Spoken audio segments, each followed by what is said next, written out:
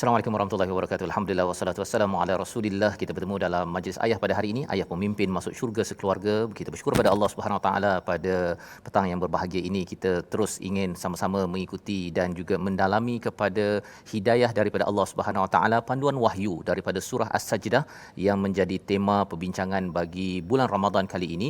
Untuk ayah-ayah yang bersama, saya ucapkan terima kasih bersama dalam program ini, dan juga bagi ibu-ibu yang menemankan ayah membantu menyokong bagi memastikan kepimpinan yang ada ini adalah berteraskan kepada Al-Quran dan juga kepada sunnah Nabi sallallahu alaihi wasallam. Dan pada hari ini kita dalam tajuk kita ayah bukan betul semua, kita bersama dengan dua orang panel ya yang berpengalaman dengan ilmu, dengan permata-permata yang ingin kita congkil daripada ayat yang ketiga daripada surah As-Sajdah. Sama-sama kita mengalu-alukan kepada Al-Fadil Ustaz Muhammad Fahmi bin Rusdi, Pegawal Hal Ehwal Islam Majlis Agama Islam Wilayah Persekutuan. Selamat datang Ustaz. Sahlan Ustaz. Okay, jazakumullah khair ya kepada Ustaz sudi bersama ya pada hari ini, dan juga kepada Ustaz Wan Fakhrul Razi bin Wan Muhammad ya Johan Qari peringkat kebangsaan 2013, pensyarah di College Universiti Islam Selangor. Selamat datang Ustaz. Ya, terima kasih banyak, dan sama-sama kita menjemput pada tuan-tuan untuk share di Facebook ataupun di YouTube, ataupun jika tuan-tuan di depan kaca TV, terus istiqamah kita doakan agar majlis ini majlis ilmu, majlis Quran, moga-moga Allah jadikan ia sebagai sumber keampunan untuk kita. Dan mari sama-sama kita memulakan dengan melihat kepada ayat 1 hingga 3 surah As-Sajdah pada halaman 415. Kali ini dipimpin bacaan oleh Al-Fadil Ustaz Wan Fakhrul Razi bin Wan Muhammad. Silakan Ustaz. أعوذ بالله من الشيطان الرجيم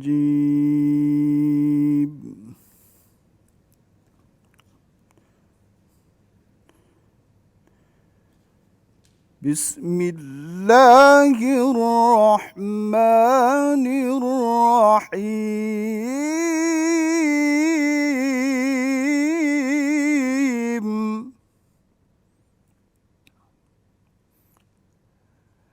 ألف لام ميم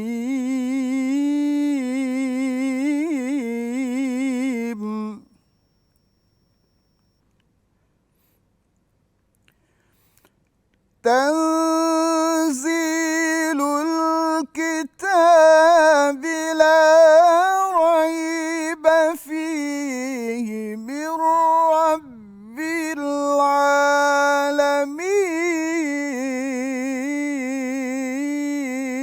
العالمين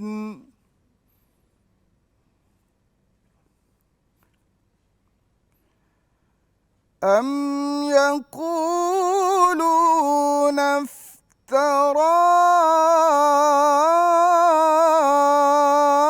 افتراه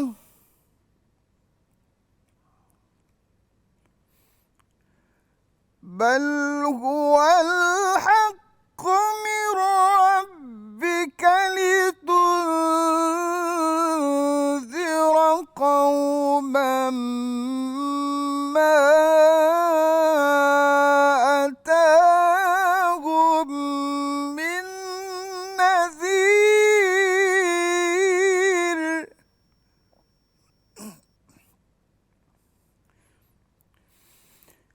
لتنذر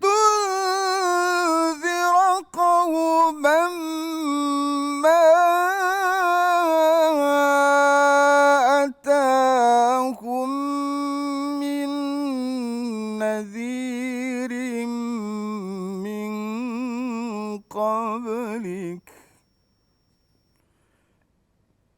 من نذير من قبلك لعلهم يهتدون. صدق الله العظيم. Surah Al-Nazim, begitulah bacaan daripada ayat surah As-Sajdah ayat yang pertama hingga ayat yang ketiga yang penuh dengan makna, penuh dengan tadabbur yang kita ingin sama-sama congkel pada hari ini. Dan sudah tentunya ayat yang ketiga apa maksudnya, tetapi mengapa mereka orang-orang yang kafir itu mengatakan dia Nabi Muhammad sallallahu alaihi wasallam itu telah mengada-ngadakannya. Tidak, Al-Quran itu kebenaran yang datang daripada Tuhanmu agar kamu memberi peringatan kepada kaum yang belum pernah didatangi orang yang memberi peringatan sebelum engkau agar engkau mendapat petunjuk. Inilah ayat fokus kita, perbincangan kita tentang surah Sajdah ayat yang ketiga. Kita ingin memahami apa maksud di sebalik istilah iftarah yang di dalam ayat yang ketiga itu. Sebelum itu kita nak saksikan sedikit perkongsian daripada Yang Berhormat Datuk Hajah Siti Zailah binti Muhammad Yusof, Timbalan Menteri Pembangunan Wanita, Keluarga dan Masyarakat, seorang ibu, seorang isteri, untuk sama-sama menjadi panduan kita mengambil iktibar bagi ayah-ayah para suami. Kita saksikan.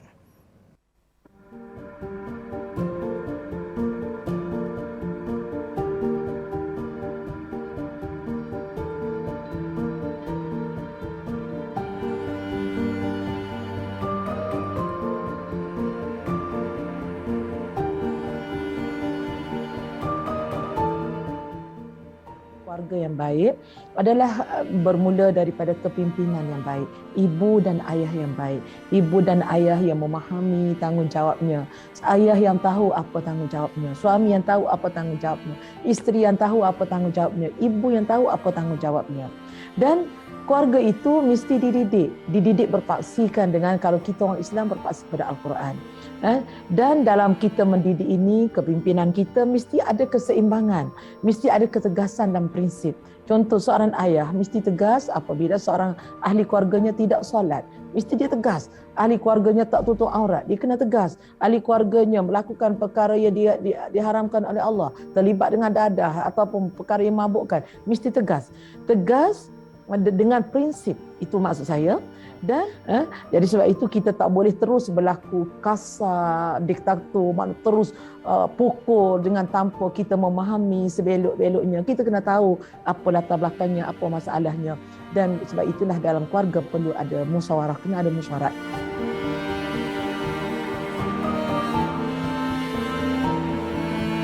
Paling penting ialah kita kena selidiki dulu kenapa, apa punca dia macam ni.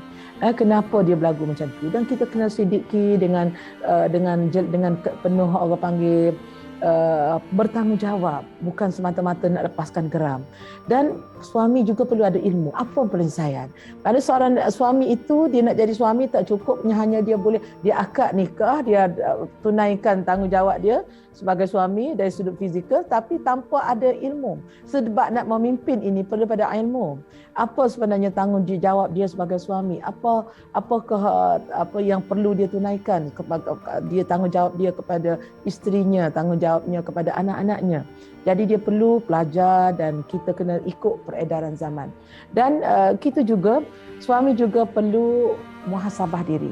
Tak kira lah suami isteri, dalam kita berdepan dengan isu kekeluargaan, kita jangan teruskan ego kita. Kadang-kadang ada seseorang itu dia berasa diri dia je yang betul, orang lain semua salah. Itu sikap yang tak betul. Kita kena muhasabah diri.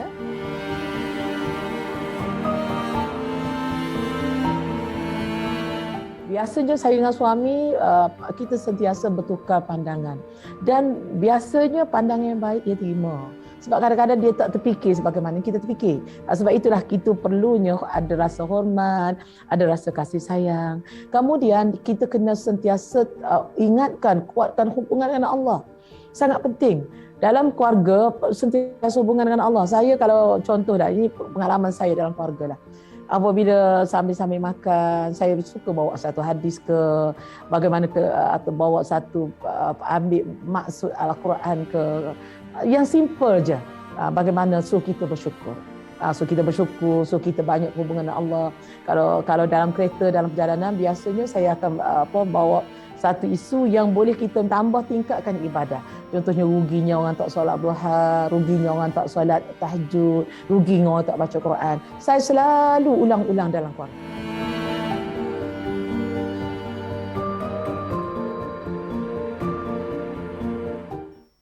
Begitulah perkongsian daripada Yang Berhormat Datuk Hajah Siti Zailah binti Muhammad Yusof, Timbalan Menteri Pembangunan Wanita, Keluarga dan Masyarakat, seorang ibu, seorang isteri yang sudah pastinya yang bertanggungjawab membantu menyokong kepada para suami. Dan pada hari ini kita ingin mendalami kepada ayat nombor 3 daripada surah As-Sajdah, bagaimana ya apabila Allah menyatakan mereka orang-orang yang kufur itu mengatakan nabi mengada-ngadakan ataupun membuat-buat ya kepada al-Quran yang disampaikan. Jadi kita bersama dengan Al-Fadhil Ustaz Muhammad Fahmi untuk menjelaskan Ustaz tentang sikap yang ada pada ayat 3 ini dan bagaimana ianya diterjemahkan kepada ayah, ya, panduan bagi ayah-ayah yang berada pada hari ini agar sikap ini jangan masuk kepada hati saya, kepada hati ayah-ayah yang ada ketika memimpin keluarga masuk syurga sekeluarga. Silakan Ustaz. Assalamualaikum warahmatullahi wabarakatuh. Assalamualaikum. Bismillah, alhamdulillah, wassalatu wassalamu ala sayyidina rasulillahi wa ba'd. Yang berbahagia moderator dan panel bersama, pertama kita nak kena jelas. Kata kunci utama dalam ayat ni, Allah nak sifatkan Al-Quran adalah haq, adalah satu kebenaran daripada sisi Tuhan. Yang mana daripada kebenaran inilah dijadikan panduan hidup dalam setiap aspek kehidupan kita. Nak jadi seorang pemimpin, ada kebenaran yang ditunjuk dalam Quran. Nak jadi rakyat yang baik, ada kebenaran yang ditunjuk dalam Quran. Nak jadi anak yang baik, ada petunjuknya daripada Quran. Nak jadi bapa yang baik juga, ada petunjuknya daripada Al-Quran yang merupakan kebenaran daripada sisi Tuhan. Jadi sebenarnya ayat ni dia nak memberikan satu gambaran bahawasanya Al-Quran ni ada 114 surah, ada 30 juzuk, ada 6,236 ayat. Dan di dalamnya Al-Quran memberikan aspek-aspek tentang kehidupan manusia. Macam mana sepatutnya manusia itu bersifat antara dirinya sebagai hamba dengan Tuhan dan antara dirinya sebagai hamba dengan sesama hamba dalam kalangan manusia. Jadi kalau kita nak tekankan fokus kepada seorang ayah, dan kalau kita teliti kepada Quran, banyak ayat yang berkaitan tentang tingkah laku seorang bapa. Antaranya peranan yang Allah sebutkan, seorang ayah, seorang ketua keluarga, dia kena menjaga dan memelihara keluarganya daripada api neraka. Itu kebenaran Quran. Quran kata, Qu anfusakum wa ahlikum nara. Peliharalah, jagalah diri kamu dan keluarga kamu daripada api neraka. Macam mana cara kita nak menjaga diri kita dan keluarga kita daripada dihumban dan dimasuk ke dalam neraka? Tak lain tak bukan ada perkataan yang sama kalimahnya dengan ku, iaitu taqwa, iaitu kita ajak keluarga kita ini untuk melakukan ketaatan kepada Allah dan kita ajak keluarga kita ini untuk meninggalkan kemaksiatan kepada Allah. Itu salah satu caranya.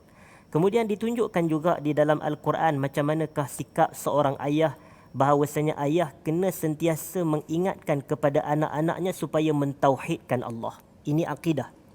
Dan ayah juga perlu sentiasa mengingatkan anak-anaknya supaya jangan sesekali mensyirikkan Allah. Kita ambil contoh berkenaan dengan Nabi Yaqub alaihissalam. Dia ada anak-anak. Ya. Am kuntum syuhada'a idh hadara Yaqub al-mautu idh qala li banihi ma ta'buduna min ba'di. Tauhid kepada Allah. Tidakkah kamu melihat ketika mana Nabi Allah Yaqub didatangi kematian? Dia kata kepada anak-anak dia, wasiat terakhir dia, wahai anak-anakku, ma ta'buduna min ba'di. Apa yang kamu nak sembah selepas daripada wafatnya aku ni? Maknanya apa yang kamu akan ibadat, siapa yang kamu akan abdikan diri? Ini tauhid kepada Allah. Maka mereka pun jawab, kami akan beribadah kepada Tuhan nenek moyang kami dari kalangan anbiya.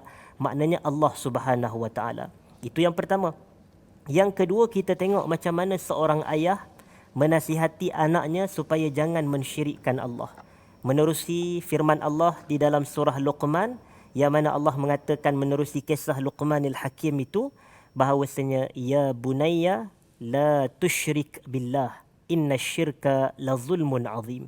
Wahai anakku, jangan kamu syirik kepada Allah. Syirik adalah sebesar-besar kezaliman. Jadi di sini adalah menunjukkan sikap seorang ibu bapa yang berpedoman dengan petunjuk dan panduan Quran. Tengok kisah-kisah bapa-bapa dalam Quran dan diimplementkan dalam kekeluargaan dirinya sebagai seorang ayah, sebagai seorang bapa. Jadi ini secara asasnya bagi menjawab persoalan adalah satu konsep asas kita kena jadikan sebagai siapa sahaja kedudukan dan posisi kita, seorang ibu, seorang ayah kena pastikan sentiasa berpetunjuk dengan petunjuk Quran kerana Quran adalah al-haqqu minallah, kebenaran daripada Allah. Wallahu a'lam. Terima kasih diucapkan pada Ustaz Fahmi untuk menjelaskan tentang bagaimana kefahaman kita daripada ayat yang ketiga sebentar tadi, iaitu sumber kebenaran itu daripada Quran, Ustaz, dan di hujung ayat itu ada istilahnya la'allahum yahtadun, agar mereka itu mendapat hidayah. Kita pun memohon hidayah setiap hari, Ustaz, 17 kali sehari minimum, ihdinas siratal mustaqim. Cuma kalau Ustaz boleh cerita sikit, bagi seorang ayah, dia tahu hidayah, tapi hidayah ni nak guna waktu bila? Adakah hidayah ni hanya pada bulan Ramadan, dan ketika memimpin keluarga ni, waktu mana hidayah ni, apa sebenarnya hidayah ni yang boleh senang fahamlah bagi ayah-ayah yang mengikuti siri majlis ayah pada hari ini? Silakan, Ustaz. Baik, untuk para bapa, para ayah yang mengikuti rancangan kita pada saat ni, kita dok biasa sebut hidayah dan kita selalu meminta hidayah daripada Allah. Betul. Secara wajibnya 17 kali sehari semalam dalam salat 17 rakaat keseluruhannya daripada 5 salat fardu tersebut menerusi ihdinas siratal mustaqim. Dan kalau kita teliti juga dalam bacaan doa kunut subuh pun adalah permintaan yang pertama, permintaan hidayah. Allahumma hdini fiman hadait. Dan kita maklum bahawasanya hidayah ni dia terbahagi kepada dua. Yang pertamanya hidayatut taufiq, hidayah taufiq. Dan hidayah taufiq ni adalah hak milik mutlak Allah Subhanahu wa taala. Hanya Allah yang mampu memberikan hidayah taufiq, ketepatan kepada setiap tindak tanduk para hambanya. Yang kedua pula adalah hidayatul irsyad, hidayah bimbingan, galakan, ajakan, seruan. Yang ni kita katakan hidayah irsyad ni adalah milik semua pendakwah, milik semua pendakwah di jalan Allah. Jadi sebab itu kita ni apabila kita berdakwah, kita telah melakukan hidayatul irsyad. Jadi seorang bapa kalau dia nak memberi hidayah tu maknanya dia membimbing anak-anaknya. Dia membimbing keluarganya, isterinya, pasangannya dan juga kaum kerabatnya. Seperti kalau dia nak ajak kita kena salat. Seperti Quran kata wa'mur ahlaka bis-salati wastabir 'alaiha, perintahkan ahli keluarga kamu untuk mendirikan salat dan sabarlah dalam melakukan salat. Itu hidayatul irsyad, suruh orang buat kebaikan. Mari semayang, mari semayang. Dan ada hadis daripada Nabi sallallahu alaihi wasallam, Nabi pergi pada waktu malam, Ustaz. Nabi pergi pada waktu solat tahajud, pergi ke rumah anak perempuan Nabi iaitu Fatimah radhiyallahu anha. Dan Nabi ketuk pintu. Bila Nabi ketuk pintu, yang buka pintu bukan Fatimah, yang buka pintu adalah suami Fatimah, iaitu Sayyidina Ali bin Abi Talib. Dan soalan pertama yang Nabi tanyakan, ala tusalliya, adakah kamu berdua belum salat malam lagi? Kemudian Sayyidina Ali dia kata, wahai Rasulullah, sesungguhnya jiwa kita ni Allah yang pegang. Kalau Allah nak bangunkan kita, dia akan bangunkan. Tapi kalau Allah dah tak bangunkan, nak buat macam mana? Dia kata begitu. Terkejut Nabi dengan kata-kata Sayyidina Ali. Kemudian Nabi pun berpaling dan Nabi tepuk paha Nabi seperti riwayat tersebut, dan Nabi baca firman Allah dalam surah Al-Kahfi, wa kanal insanu aksara syai'in jadala. Manusia ni ada je benda yang dia nak argue dengan kita.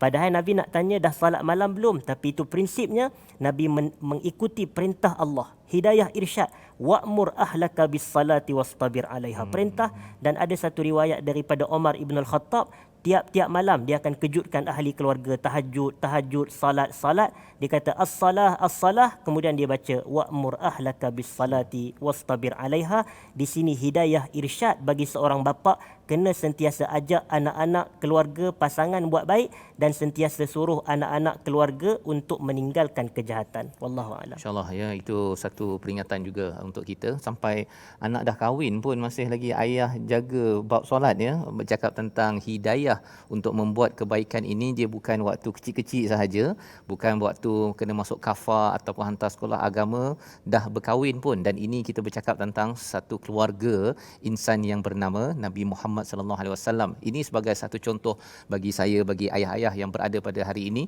kita tak boleh outsource ya, tidak boleh swastakan bab-bab hidayah ataupun hidayah irsyad Ustaz ya, yang kita nak ajak anak kita ini, kerana itu adalah tanggungjawab ya. Tanggungjawab ihdina itu bukan sekadar untuk saya, tetapi untuk kita, kami minta hidayah untuk keluarga kita. Dan mungkin saya nak ambil kesempatan ini juga bertanya kepada Ustaz Wan Fakhrul Razi bin Wan Muhammad sebagai seorang pensyarah di universiti, pasal cabarannya Ustaz ya, bila bercakap tentang nak memimpin sebuah keluarga ya, ayah bukan betul semua, dan bila cakap tentang bukan betul semua ini, kena belajar.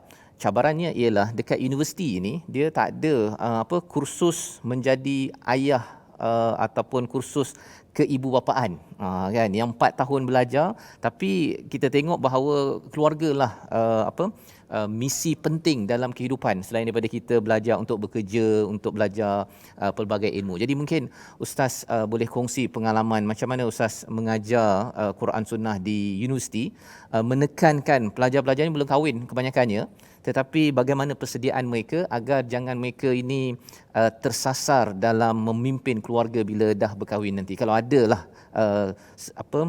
peluang-peluang itu yang Ustaz pernah sampaikan, silakan. Bismillahirrahmanirrahim. Alhamdulillahirabbil alamin wa bihi nasta'in, amma ba'd. Sebenarnya merujuk kepada pertanyaan tadi, kalau di peringkat universiti memang pelajar itu khususnya dalam bidang syariah, pengajian Islam, memang mereka dilatih sejak daripada tahun 1 lagi bagaimana mereka nak berinteraksi dengan kawan-kawan, ibu bapa. Sebenarnya benda ini apabila interaksi dengan kawan-kawan, ibu bapa, guru-guru, pensyarah, dengan secara automatiknya mereka akan kenal diri mereka tu. Siapakah mereka? Mereka akan belajar. Dulu mereka duduk di rumah berjauhan dengan keluarga, tapi bila duduk di asrama sebagai contoh, belajar berdikari, macam mana nak hidup dengan kawan-kawan dan sebagainya. Di situlah mereka mula kenal diri mereka siapa, macam mana nak berinteraksi dengan kawan-kawan. Dan juga apabila biasa kalau universiti ni, kalau tengok subjek lah, biasa kalau pelajar di tahun akhir kan, tahun-tahun akhir kita akan sediakan kursus-kursus yang membimbing pelajar tersebut untuk memahami bagaimana rumah tangganya. Kita akan ajar di situ. Jadi maksudnya ada jugalah kursus-kursus yang ditawarkan selain daripada sukatan yang formal itu. Biasanya sukatan itu tak adalah bercakap tentang keluarga, kecuali memang dia kursus psikologi keluarga kan, counselling. Tetapi lebih daripada itu ditawarkan kerana ini adalah satu keperluan, dan lebih daripada itu ialah kita ketika memimpin itu ada perkara yang betul Ustaz ya. Ada perkara yang betul kita buat dan laksanakan, tapi kadang-kadang ada juga perkara yang tak betul oleh ayah, oleh ketika memimpin. Jadi ketika itu adalah teguran daripada isteri, ada teguran daripada anak ataupun orang sekeliling, mak mertua, bapa mertua. Seorang ayah kadang-kadang bila ada dia punya egonya itu, payah untuk menerima teguran tersebut. Jadi bagaimanakah untuk kita melihat perspektif ini dengan lebih luas lagi? Kita berehat sebentar, kembali selepas ini untuk kita mengupas bagaimana ayah sebenarnya bukan betul semua. Kembali semula Majlis Ayah, Ayah Pemimpin Masuk Syurga Sekeluarga.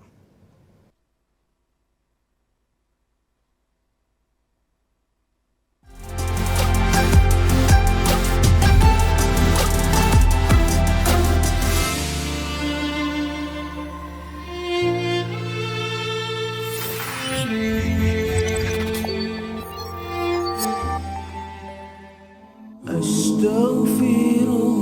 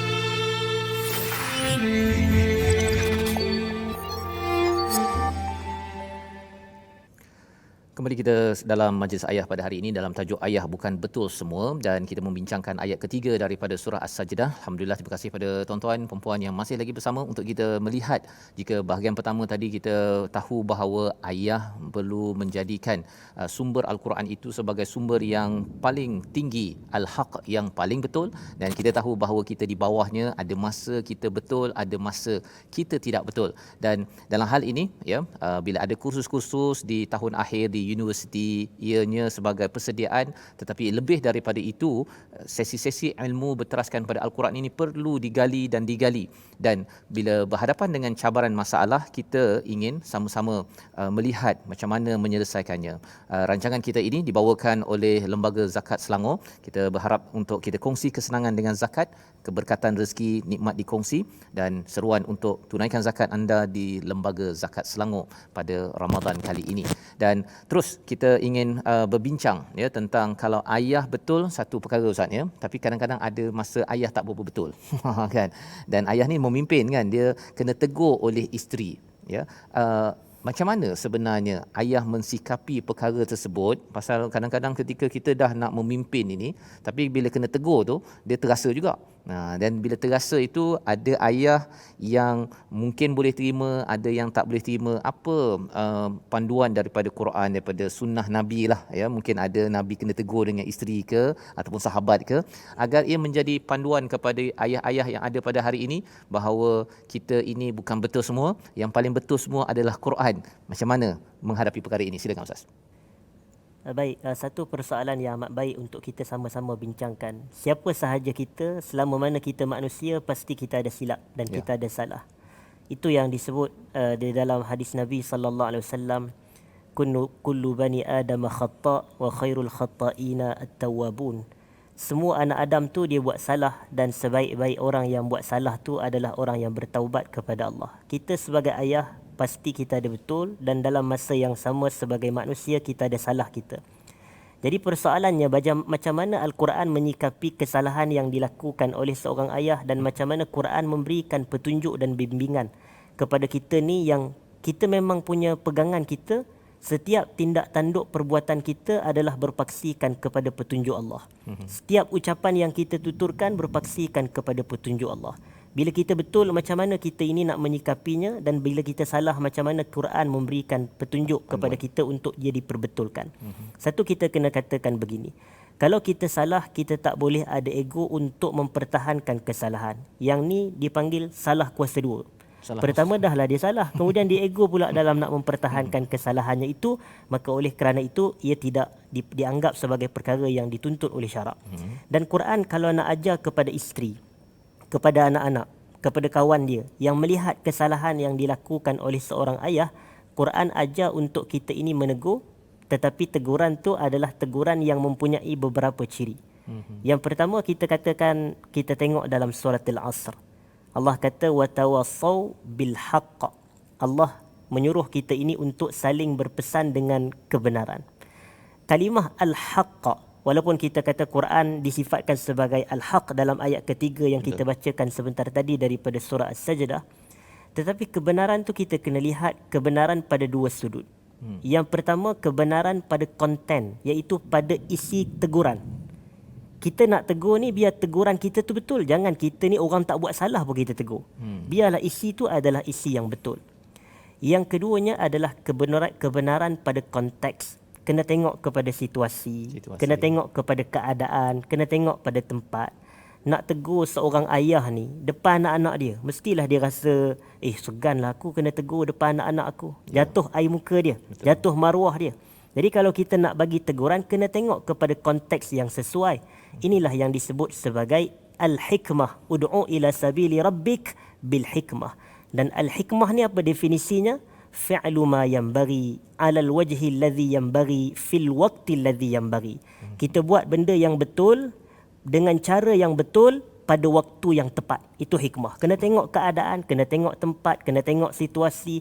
Jadi kalau nak tegur seorang anak, seorang ayah ni, biarlah secara orang kata berduaan contohnya. Pasangan ni, seorang isteri ni, dia berduaan, dia kata, bang, saya tengok awak ni buat silap tadi. Jangan ulang balik. Tak apalah, sebab dia tak tegur depan anak-anak dia, insya-Allah dia akan mudah diterima.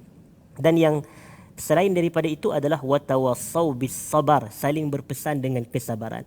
Mungkin dalam masa yang sama kita kata kita tegur dia tapi mungkin dia tak terima, tapi kita berterusan konsisten tegur lagi tetapi meraihkan hikmah.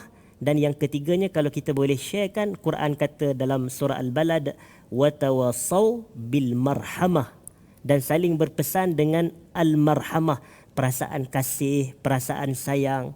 Dan kalau saya boleh tambah, yang keempatnya adalah berpesan-pesan, kita tegur orang siapa pun dia dengan ucapan yang lunak, ucapan yang lemah lembut. Ucapan yang lemah lembut ni kalau kita nak tengok kepada sandarannya daripada Quran, Allah perintah Nabi Musa dan Nabi Harun pergi berdakwah, memberikan tazkirah dan peringatan kepada Fir'aun. Allah kata, pergilah kepadanya kamu berdua wahai Musa dan Harun, faqula lahu qawlan layyinan la'allahu yatadhakkar aw yakhsha. Ucapkan kepadanya adalah ucapan yang layyin, yang lunak, yang lembut, yang baik. Baru hati pun mudah-mudahan dia yatadhakkar, mengambil peringatan ataupun dia rasa takut dengan teguran yang telah diberikan. Maka di sinilah konsep prinsip bahawasanya kita kena ingat, sebagai saya nak konklusikan, bahawasanya seorang ayah dia kena ingat dia tak sentiasa betul dalam semua perkara. Jadi dia kena lunak dalam menerima nasihat, dan dalam masa yang sama kalau dia ayah yang baik, dia sentiasa mengharap dan menggalakkan orang sekelilingnya memberi nasihat kepada dia. Dan semua orang sekeliling ni kalau nak bagi nasihat kepada seorang tokoh, seorang ketua keluarga, seorang pemimpin, dia kena raikan 4 perkara yang saya sebutkan tadi. Mesti berdakwah ataupun menegur dengan kebenaran pada konteks, pada konten.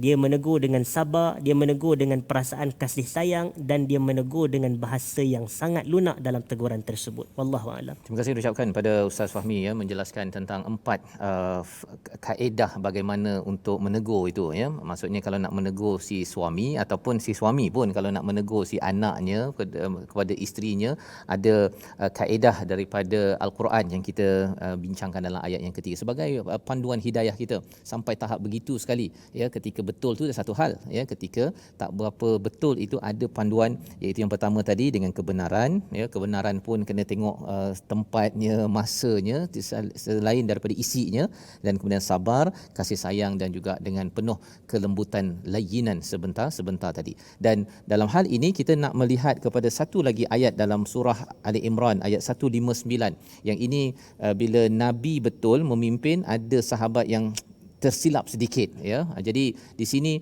kita tahu ada masa ialah ayah betul, mungkin ada pasangan yang tersilap, tapi ada masa yang pasangan yang betul yang si ayah pula tersilap. Kita lihat kepada surah Ali Imran ayat 159, bacaan dipimpin Al-Fadil Ustaz pada Wan Fakhrul pada hari ini untuk sama-sama kita menjiwai dan mengambil panduan daripada surah Ali Imran dalam program kita pada hari ini. Silakan Ustaz.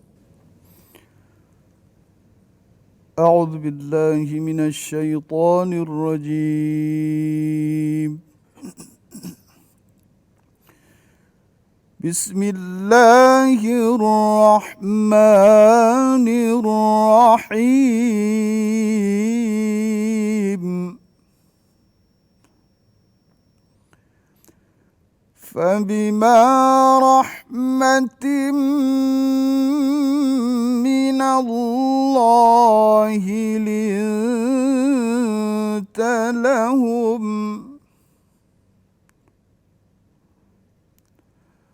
ولو كنت فظا غليظ القلب لانفضوا من حولك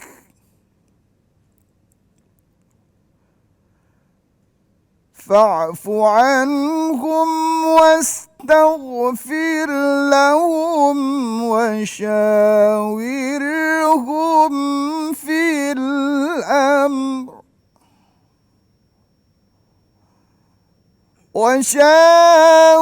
وشاورهم في الأمر فإذا عزمت فتوكل على الله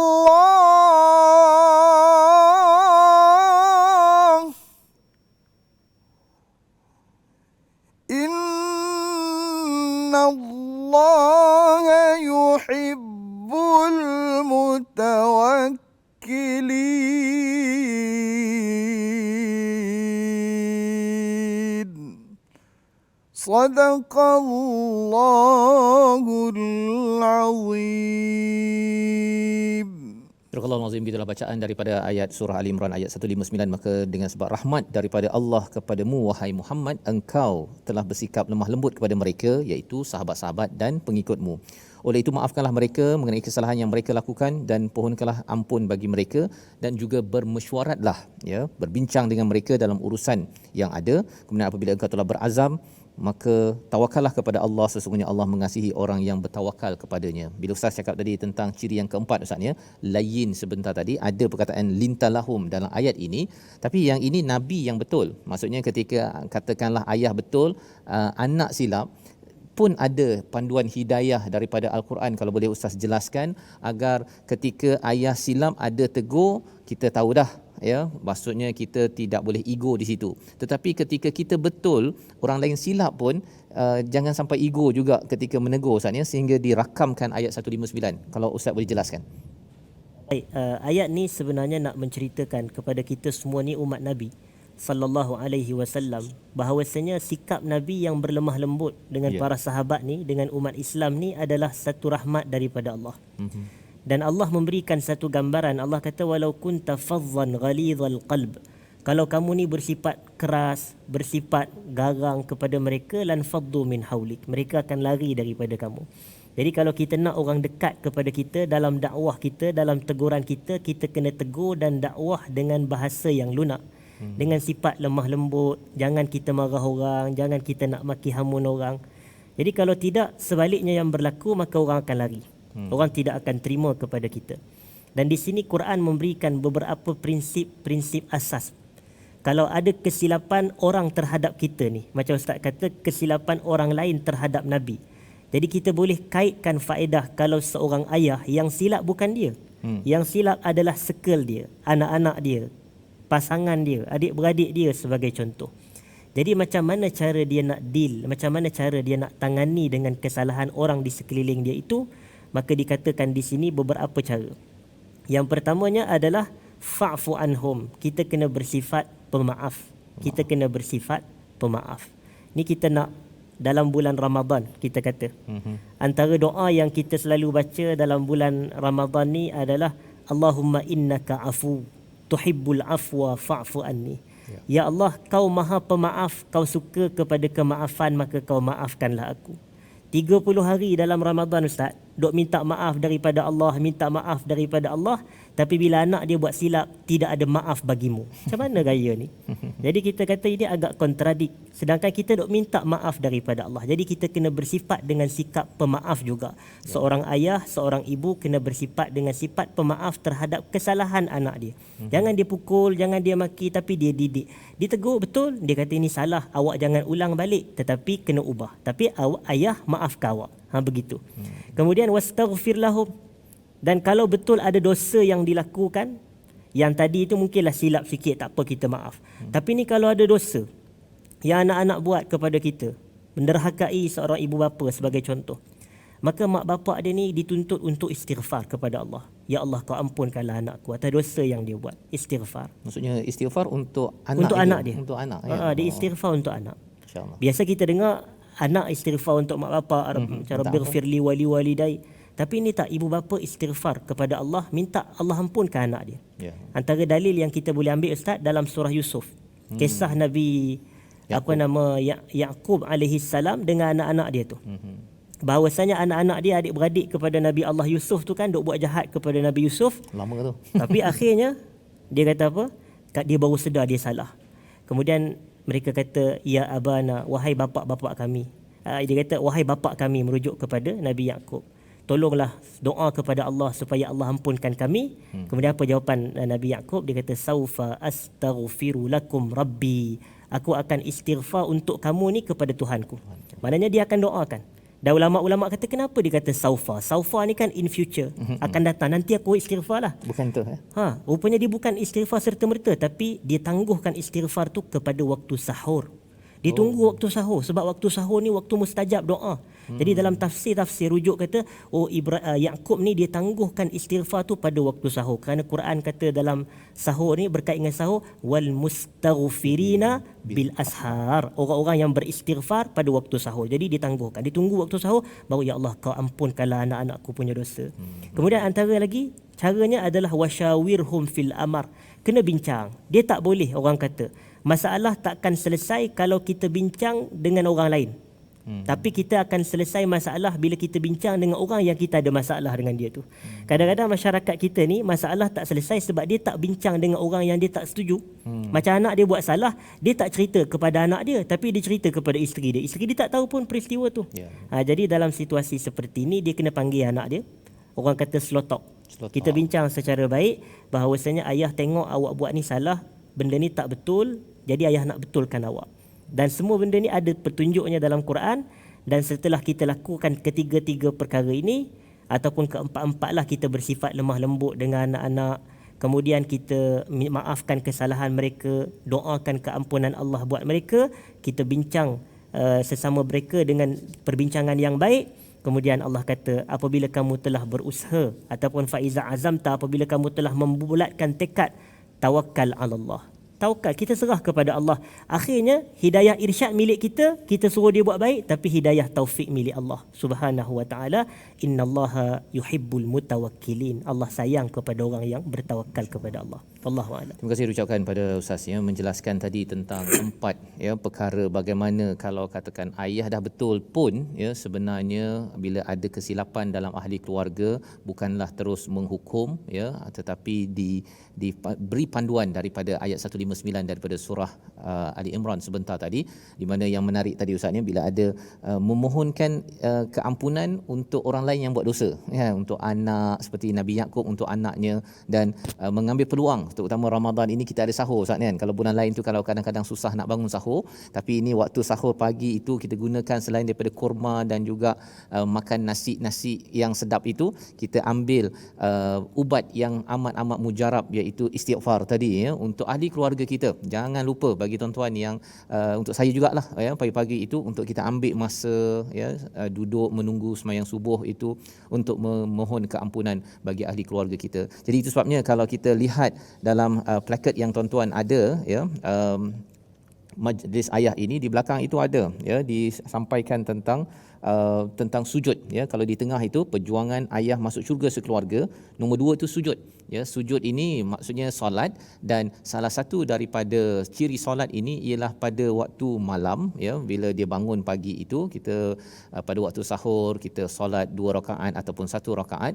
Inilah peluang untuk kita banyakkan istighfar dan itu tandanya bahawa sebenarnya kita mengakui bahawa saya silap ya Allah, saya istighfar, dan ahli keluarga saya pun ada silap, saya mohonkan keampunan untuk mereka. Moga-moga ianya menjadi asbab untuk kita mendapat rahmat menuju kepada syurga Allah Subhanahu Wa Taala. Kita berdoa pada Allah Subhanahu Wa Taala, Allah izinkan kita beramal dengan apa yang kita belajar pada hari ini. Banyak permata daripada ayat ketiga surah As-Sajdah dan juga surah Ali Imran ayat 159 sebentar tadi. Di hujung ini kita berdoa dipimpin Al-Fadil Ustaz Muhammad Fahmi untuk sama-sama ayah-ayah, ibu-ibu kita menadah tangan.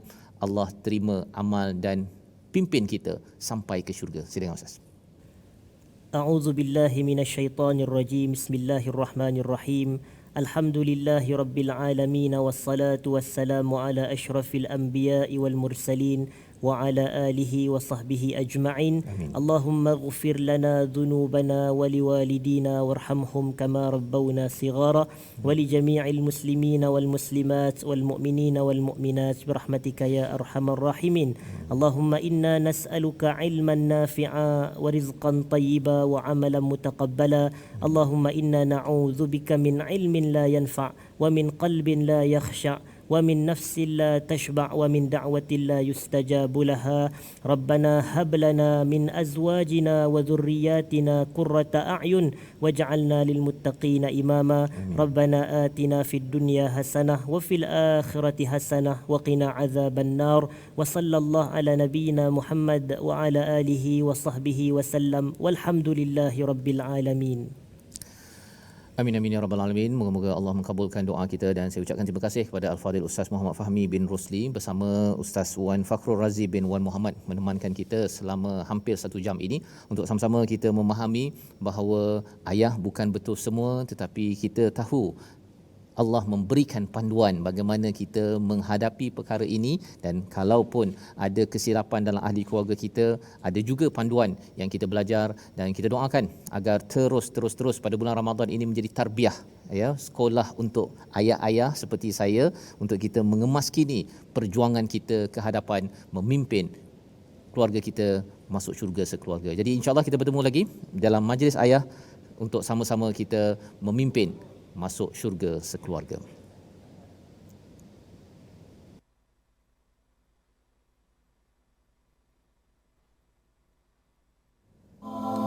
Astaghfirullah Rabbal baraya, Astaghfirullah minal khataya, Astaghfirullah Rabbal baraya, Astaghfirullah minal khataya, Astaghfirullah Rabbal baraya, Astaghfirullah minal khataya, Astaghfirullah Rabbal baraya, Astaghfirullah minal khataya.